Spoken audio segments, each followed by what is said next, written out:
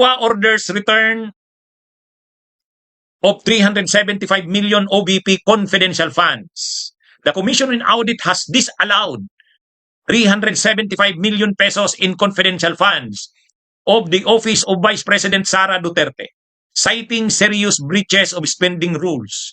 The funds released in 125 million pesos cash advances in 2023 are now ordered returned by BP Duterte and accountable officials. COA flagged key issues in the spending. 1. Unauthorized handling of funds. Cash advances were transferred to individuals not designated as accountable officers. 2. Unproven confidential operations. At least 62 million pesos in rewards lacked proof of successful intelligence activities. 3rd, questionable procurement. Nearly 199 million pesos in expenses were supported only by acknowledgement receipts, not valid invoices. 4th, prohibited reimbursements. Some expenses were made even before cash advances were granted. O yan mga kabunyog, mga kababayan. Yan yung balita. Kaya kung titingnan ninyo, akala ninyo pareho ito? Hindi. 2023 ito. 2023. Yung 125 million na naubos in 11 days, 2022 yun. 2022 yun, mga kabunyog. Ito, 2023. Pangalawa, yung 125 million na confidential funds yan noong 2022. Yung mga Mary Grace Piatos, dun yun sa 125 million. Yung mga Oishi, doon yun. Kaya ito, iba na naman, mga kabunyog. Iba na naman ito. Doon sa 125 million, ang mga ininkas doon na cheque, 25 million, 35 million, 35 million. Dito, malalaki na. 125 million, 125 million, 125 million. Mga kabunyog, sa tingin ninyo, itong mga ginawang ito, Grabe. Grabe. Ang pinag-uusapan natin dito, hindi pa ito yung budget talaga ng Office of the Vice President. Hindi pa ito budget ng Office of the Vice President. Confidential funds lang ito. Kasi yung budget ng Office of the Vice President noong 2023 ay 2.3 billion. 2.3 billion. Ang pinag-uusapan lang natin dito, confidential funds pa lang ng Office of the Vice President sa taong 2023. At hindi rin ito yung 125 million na naubos in 11 days. Separate ito, mga kabunyog. Kaya yung mga nagsasabi dyan, paulit-ulit ka naman, Attorney Enzo Recto. Hindi po ito paulit-ulit. Kasi iba po itong pinag-uusapan natin. Ang pinag-uusapan po natin dito ay 375 million. At hindi po ito ito pong 375 million na ito, tulad ng sinabi ko, mga kabunyog, mga kababayan, 2023 ito. Hindi ito yung 125 million na naubos in 11 days. Yung 125 million na naubos in 11 days, 2022 yon na confidential funds. Okay? Sana malinaw tong paliwanag ko. Ngayon, luma ba itong balitang ito? Hindi. Hindi. Ngayon lang po ito. Actually, ito, pakita ko sa inyo. May ipapakita ko sa inyo. Mga kabunyog, mga kababayan.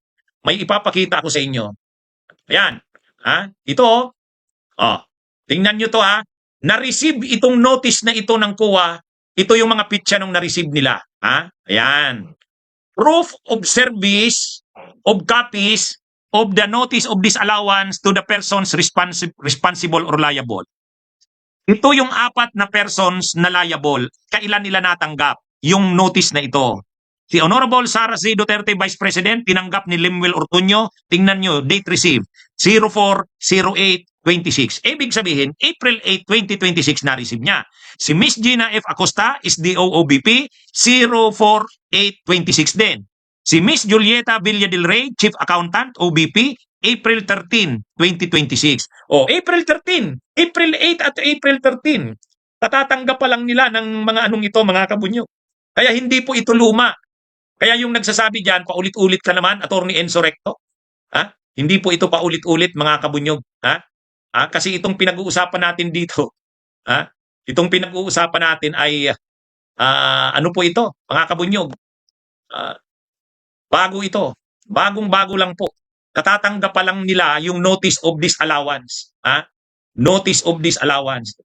Okay? So, ano ito Ano ito, mga kabunyog? Grabe, Grabe talaga ang Ang hirap ng buhay nating mga Pilipino, pero ang Vice President ng Pilipinas nagwawaldas ng pera ng bayan. Ha? At wag nilang sabihin kagagawa na naman ito ng kamara. Hindi ito kamara. Commission on Audit ito, mga kabunyog, mga kababayan. Ha? Oh, iba pa yung notice of disallowance sa DepEd. Office of the Vice President pa lang ito. Ha? At hindi din ito yung buong budget ng Office of the Vice President. Confidential funds lang po ito. Ha? Unang-una, nililinaw ko uli, kailan linabas ng COA ito? Ang nakalagay na pitsa dyan, Office of the Chairperson, Intelligence and Confidential Fund Audit Office, no? March 31. March 31, 2026 nilabas itong desisyon na to. Ha? Ngayon, ito na ba yung 73 million? Hindi. Iba pa yung 73 million. Yung 73 million, doon yon sa 125 million na confidential funds. Yung 125 million, yan yung 2022 na naubos in 11 days. Itong 375 million na ito na dinisalaw, ito yung 612 million. 612 million. No? 500 million sa OBP, 112 million sa DepEd. Sa 500 million ng OBP noong 2023 na confidential funds, ito yon. Dinisalaw ang 375 million. Ang laki, mga kabunyog. Ha? Ano po ito? Bago na naman itong kaso. Kasi yung 73 million, separate yon. Itong 375 million, separate din ito. Kaya grabe, mga kabunyog, ha? Ha? So, medyo anong pinapakita nito? Ang pinapakita nito, hindi pa ba namumulat ang ating mga kababayan dyan, lalo na itong mga DDS? Ha? Ano pa ba? Yan ba ang Agila ng Davao? Ganyan ba ang Agila ng Davao? Matinding maglustay ng pera ng bayan? Ha? Ayan, no? Ito, mga kabunyog, ano? Bakit dinisalaw? Ang term po sa COA na disallowed, ibig sabihin, pag ginamit yung term na disallowed, yung paggastos ng fund ay pwedeng illegal, maluho yung paggastos, irregular yung paggastos, hindi sumunod sa procedures, yung pinagkagastusan ay hindi pwede. Iba-iba ang reason bakit dinidisallow. Sinasabi naman niya ng COA, bakit dinisalaw? O ipapaliwanag ko, bakit dinisalaw? Basta pag sinabi ng COA ang disallowed, ang ibig sabihin niyan, hindi diniklara ng COA na illegal. Hindi pwede. Yung naging paggastos ninyo ng 375 million ay hindi tama. Hindi kayo sumunod sa rules. Yung pinagkagastusan nyo ay hindi naman dapat. O kaya wala kayong mga supporting documents ng inyong pinagkagastusan. Kaduda-duda ang inyong pinagkagastusan. May mga na-violate kayo ng mga rules. Yan yung ibig sabihin ng disallowed. Ito. Kapag dinidisalaw ang paggastos mo, pinapadalhan ka ng tinatawag na notice of disallowance. Ito na yon. Ito na yung notice of disallowance. Okay? Basahin natin. Republic of the Philippines Commission on Audit, Commonwealth Avenue, Quezon City, Office of the Chairperson, Intelligence and Confidential Funds Audit Office. Okay? Ang COA, mga kabunyog, ang Commission on Audit, mayroong specific na opisina dyan na nag-a-audit ng mga intelligence and confidential funds. Okay? So, ibig sabihin, mayroong opisina talaga ang COA na ang ina-audit nila yung mga confidential intelligence funds. Yan yung tinatawag na Intelligence and Confidential Funds Audit Office. So, ito na ngayon. March 31, 2026, Notice of Disallowance. Kanino pinadala ang Notice of Disallowance? Honorable Sara Zay Duterte, Vice President, Republic of the Philippines, Office of the Vice President. Attention, Miss Gina F. Acosta, Special Disbursing Officer, SDO. Miss Julieta L. Villadel-Rey, Chief Accountant. Yan nakita nyo na yung mga, Itong si Gina Acosta, siya ang Special Disbursing Officer. Si Miss Julieta L. Villadel-Rey, siya naman yung Chief Accountant. Yan yon. Ngayon, anong sabi dito sa sulat? We have audited the submitted liquidation reports, LRs, and its supporting documents for the cash advances of confidential fund of the OBP for the period February 6 to September 30 of calendar year 2023 as detailed below. So nandito yung cash advances, yung check number, 125 million bawat tatlong cheque. Kaya ang total is 375 million.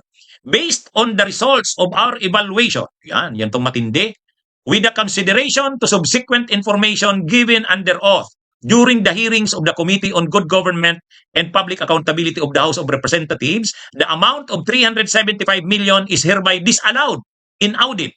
Oh, ang linaw ha. The amount of 375 million is hereby disallowed. Ang ibig sabihin ng disallowed, dinideklara na ngayon na illegal, excessive, invalid yung paggastos ng 375 million. Yan po ang ibig sabihin nito. Ha? Galing po mismo yan sa kuwa, mga kabunyog. Ha? Kaya, yung sinasabi dito ni Rems, hoy Sara, ibalik mo 73 million. Hindi lang yun eh. Yung 73 million, separate yun. Ito, 375 million. Bago na naman to. Ha? Ha? Ito, bago na naman to. Ha? Kaya, mga kabunyog, bago na naman itong 375 million. Kaya, okay? Ipaliwanag pa natin, bakit dinisallow? Ito na yung paliwanag. Ayan, ito. Basahin ko ha. Basahin ko ito.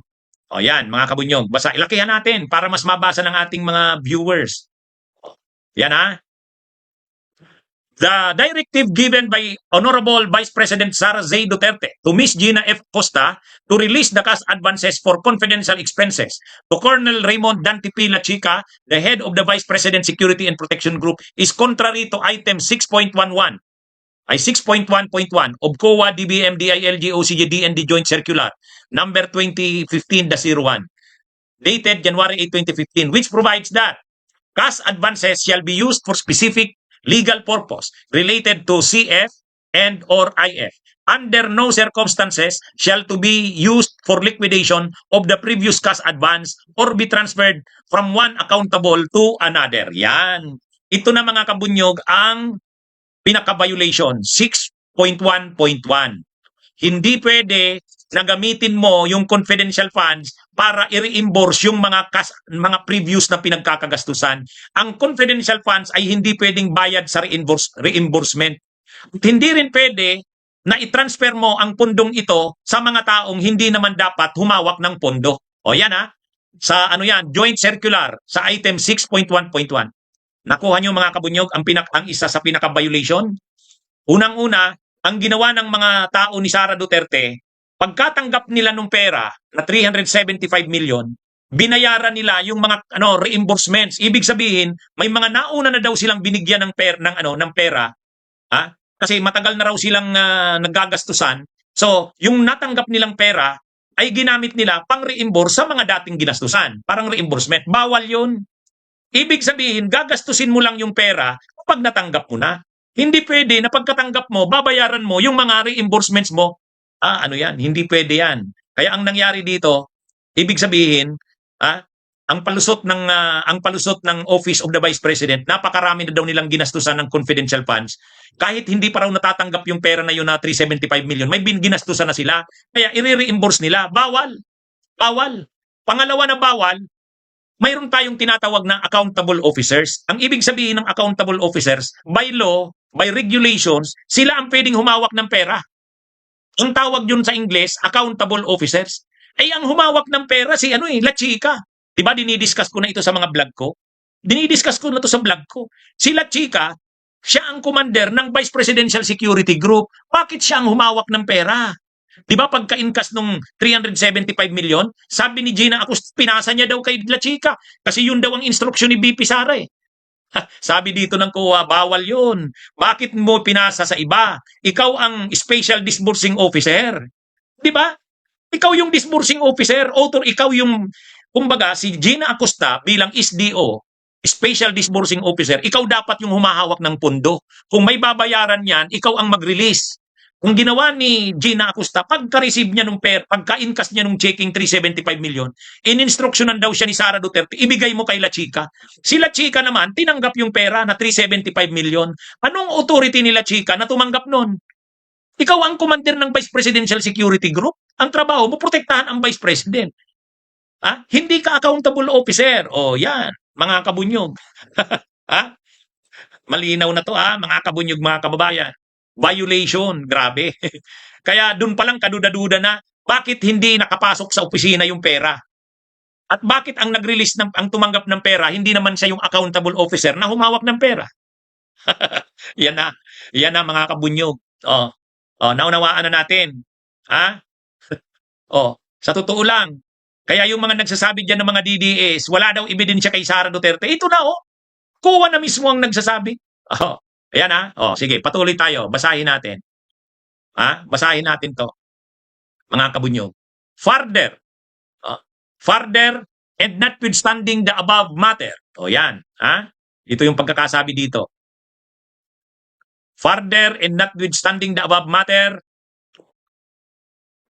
evaluation of the submitted compliance documents to justify the deficiencies noted under Audit Observation Memorandum AOM number 2024-014 and AOM number 2024-170 dated February 1, 2024 and August 8, 2024 respectively pointed that confidential expenses amounting to 261,300,000 are disallowed in audit for the following reasons. O ito na, iisa-isahin na yung mga rason. Bakit disallowed yung 261,300,000? The payments of rewards amounting to 62 million as shown in Table 1 did not comply with the requirements of item 4.8.5 of the joint circular, particularly the submission of supporting documents evidencing the success of the information gathering and / or surveillance activities on account of the information given. O yan ha, 62 million na rewards. May mga binigyan daw na rewards na mga informants kasi confidential funds. Ang tanong, ang tanong dito, ano naman ang mga patunay na successful yung information gathering? Wala man lang ano. Ito, sabi dito, however, the certifications and PIO reports did not specify the particular accomplishments demonstrating the success of the information gathering and / or surveillance activities. So, wala talaga mga kabunyog, ano? Grabe. Talagang gawa-gawa lang yung mga confidential funds na yan. Binulsa talaga yan. Ang lumilitaw dito. Siyempre, hindi naman sasabihin ng COA na binulsa yan. Pero, ang sabi ng COA, 62 million nagbigay daw ng rewards. Wala namang mga ebidensya na yung rewards nga na yan ay binigay at naging successful ang operations. Wala man lang mga ebidensya. Wala man lang supporting documents. Hindi pwede yan. Yan mga kabunyog. 62 million yung mga rewards, dinisallowed. Dinisallowed. Ito pa. Ito pa. Ayan. Isa-isahin natin ang paliwanag para mas maintindihan natin at saka hindi tayo sabihan na naninira lang tayo. Ito yung mga paliwanag ng COA eh. Ito pa, mga kabunyog. The purchases of supplies and provisions of medical and food aid totaling to 199 million presented in Table 2 were supported only by acknowledgement receipts. Kita nyo na? Grabe mga kabunyog. Confidential and intelligence funds, ginamit mo pagbili ng purchase ay ng supplies saka medical aid saka food aid. Ang laking amount, 199 million. Tingnan niyo tong Table 2, purchases of supplies and provisions of medical and food aid. Mga kabunyog, confidential and intelligence funds, ginamit mong pangbili ng mga supplies, saka medical and food aid. Tapos ang ginamit lang na proof, wala man lang mga resibo, invoices, ano lang, acknowledgement receipts. Ay, mga kabunyog, mga kababayan, ito na ngayon.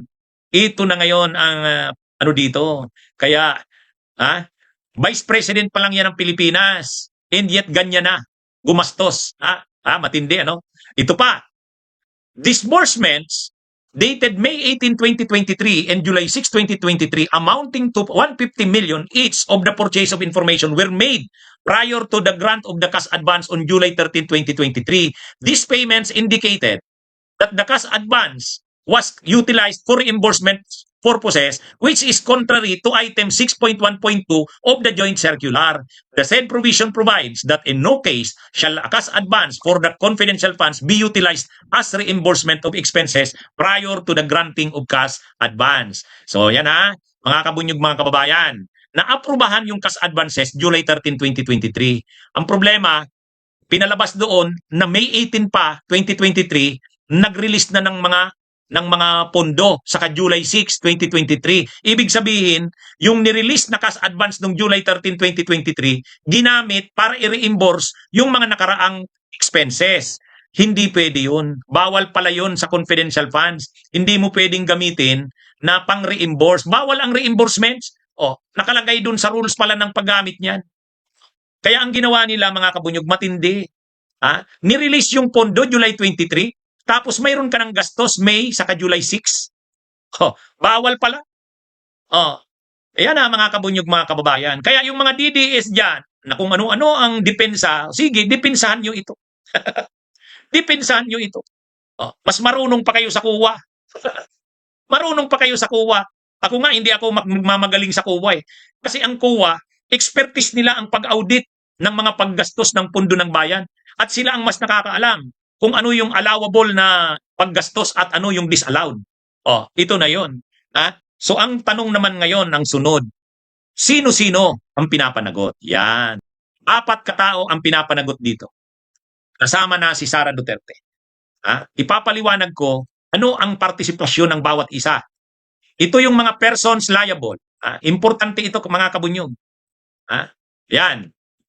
Sabi dito, with this, the persons named below have been determined to be responsible, liable for the amount disallowed in this notice of disallowance. May 3 columns. Column 1, pangalan. Column 2, position and designation. At column 3, nature of participation in the transaction. Okay? So may 4 na tao na sa findings ng COA ay mga liable, responsible doon sa dinisallow na amount na 375 million.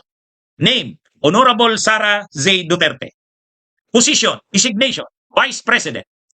Nature of participation in the transaction. Approved the transactions, including the utilization of the cash advances. Kaya yung mga nagsasabi dyan na walang partisipasyon si Sara Duterte, mayroon. Siya ang nag-approve ng mga transactions, kasama na ang pag-utilize ng cash advances. Siya ang nag-approve. Ikaw ang head ng office eh. Bakit? Marirelease ba yung pondo na yon kung hindi mo inaprubahan? Yan yun. Si Sara Duterte yon. Si Miss Gina F. Acosta, SDO. Ang ibig sabihin ng SDO, Special Disbursing Officer. Acted as the SDO and payee of the cash advances and responsible for the disbursements of the confidential fund. Ibig sabihin ng payee, sa kanya siya yung siya kanya nakapangalan yung cash advances at siya dapat ang nagdi-disburse ng confidential fund. Itong si Gina Acosta.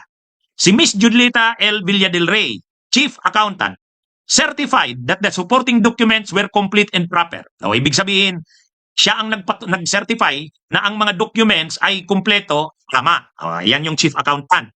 Ito namang si Colonel Raymond Dante Pilachica, ito, nadamay naman to dito, Head of BPSPG. Ibig sabihin, Head of the Vice President, Vice President, Security Group. Received the cash advances for confidential expenses despite being not the SDO. Yan. Ito na yung problema dito kay La Chica. Tumanggap ng cash advances kahit hindi naman siya yung hindi naman siya yung allowed na Kaya mga kabunyog, mga kababayan, yung sinabi kong 4, si Duterte, si Acosta, si Villa del Rey, saka si La Chica. Sila yung 4 na mga liable. Okay? Sila yung 4 na mga liable dito. Kaya kung nagtatanong kayo, attorney, sino bang mananagot dyan? Pinangalanan. Pinangalanan. At bakit sila mananagot? Okay? 4 yung pinapanagot dyan. Marami na daw bumaliktad na DDS, natauhan na. Alam niyo mga kabunyog, ako kasi gusto ko talaga binabasa yung na yan.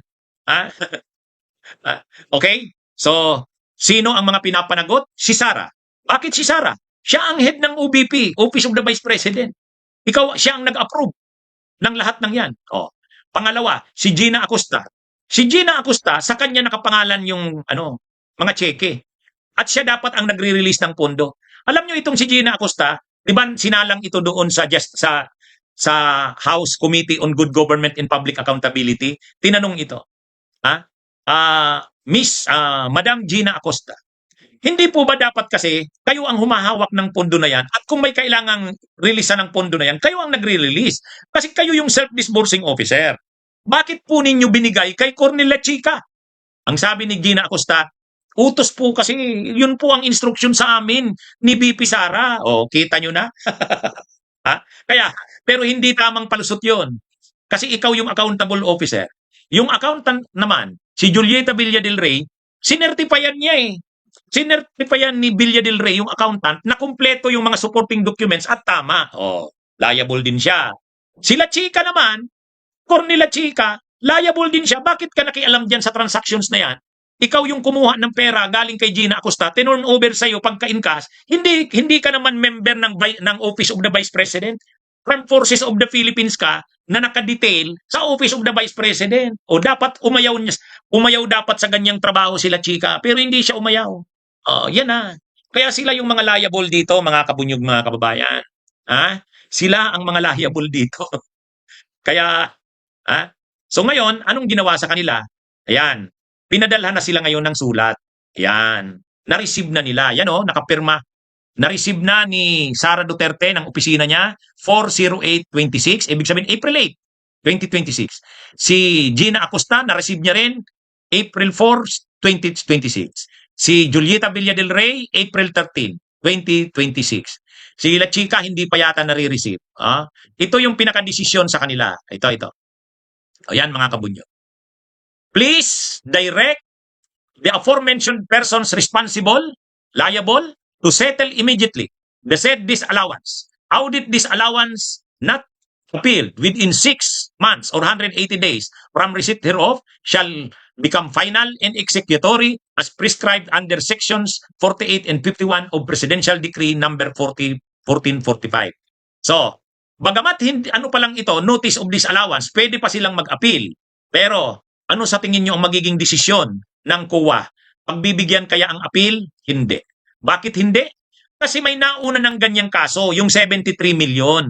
Ganyan din ang kaso eh. Nag-appeal din sila Sara Duterte, hindi pinagbigyan. Hindi pinagbigyan.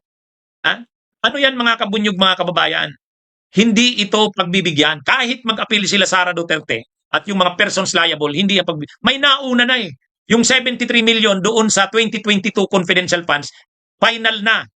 May desisyon na ang COA doon, final. Kaya dito, kahit mag-apila sila, wala na yan. Kasi yan din naman yung ano naman magiging rason nila. Uulitin lang naman nila yung rason nila. Anong palusot nila dyan? Mahirap mong lusutan yan.